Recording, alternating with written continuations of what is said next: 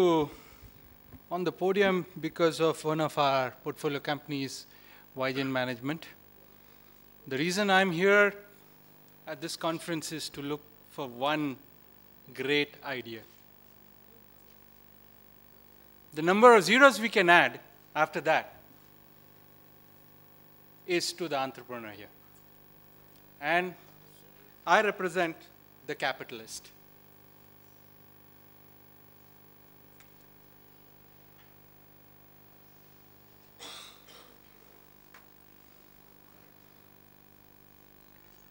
So good afternoon, ladies and gentlemen. I'm sorry to have come ahead of the schedule here, and there's a presentation.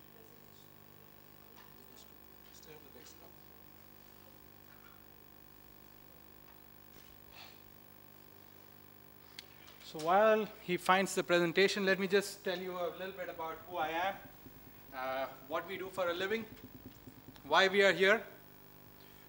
So I run a investment banking and advisory services company called Macquin Capital. One of the associate sponsors here is Vigen, which is our portfolio company. We happen to get into education by accident. Very good. Excellent. Something wrong with the fonts?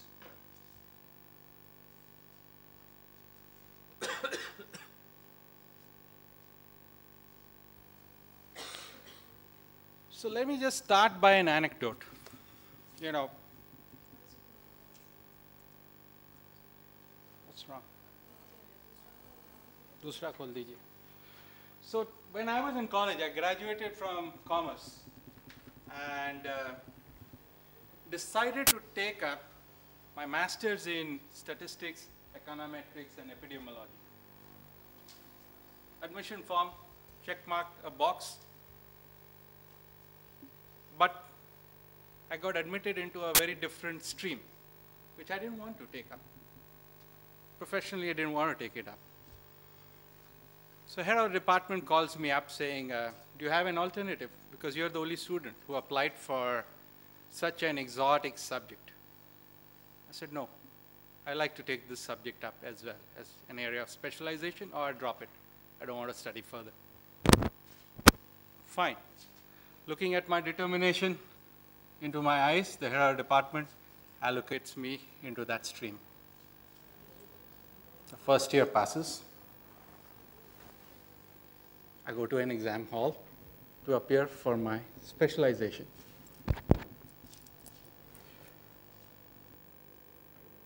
The invigilator over there tells me, sorry sir, your paper's not arrived. Why don't you go to the university and meet so-and-so, who's the controller examination, and he'll sort out your problem. Fine. So I was in Bombay that time with Bombay University. Reached the Bombay University campus, head into the controller examination,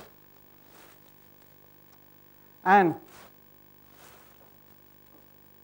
he apologizes saying, you know, we didn't have somebody to set your paper because you're the only guy. So what? Does that mean you're not going to evaluate me? So no, we'll find somebody to set the paper. And you come after some time and give exams. That's fine. Can you give me a date? Because I'm working, I need to take time out from work. Just, we'll let you know.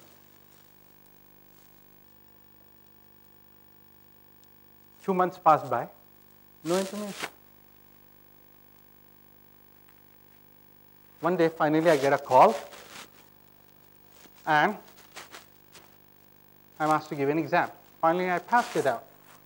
But the experience of what I went through made me take two decisions. One, not to get into academics or research. Although I did a paper with the university, which was published by the National Council of Applied Economic Research on banking and finance that year with my head of department, but that's all. In the next 20 years, I managed hundreds of engineers, doctors, scientists, and invested as my passion now.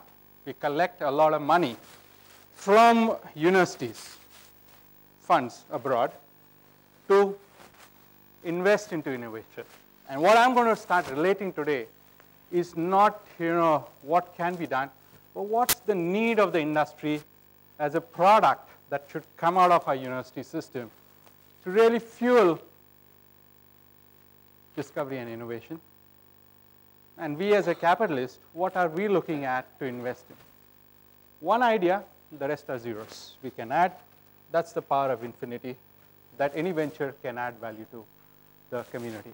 So here's what I'm saying. I'm not writing any, dummies for innovation or discovery. We're really talking here as to what makes commercial sense. I'm just going to buy wrap after this presentation of mine, and I just requested to be, given me a chance ahead of all the other speakers. And the same problem in buy wrap. I see proposals from different institutions, different researchers. Some people ask me, why don't you, clear my proposal? Because, it'll help me fund one of my researcher or a person who's helping me in my research. That's not the end objective of funding research. And that's also from the taxpayers' money. So very quickly, sir, I'm going to give 6 key messages today. Just 6 key messages. Sure. Right. So first, we don't know who's leading who in the innovation and discovery. See this anecdote here? Leave it, no problem. So we don't know whether the planning commission, at the government level, whether the planning commission, which is planning to give budgets out, Ministry of Science and Technology, Department of Science and Technology and different departments there, the Ministry of HRD. How is this actually connecting? And first of all, I was just chairing a session a few months back at Bangalore Bio, which is India's premier event on biopharma, on finance and investment in that sector. And people like us have already started writing an opinion, simply for the fact that there are delays from both sides. The Ministry of Science and Ministry of HRD do not get at the right level of interaction. So it's like this. Who's driving out who? Point 2, USA happened.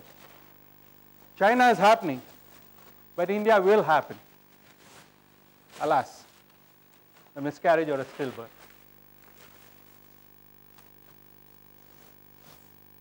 You see this, Facebook put an ad out in September 2010 asking or requesting for women and people to take up STEM education in their country so that they could really fuel the entry of people to grow that industry. On the other hand, you see a Time magazine says, India in. And what's fueling here? We got a whole brigade of IIT entrance coaching fetish in this country. But nobody even creating a talent pipeline that can delight investors like us. You see the type of deals and the money that has flown in simply for the billions and the millions who want to enter the IITs. That's the money. And there's one guy, somewhere in Bihar trying to help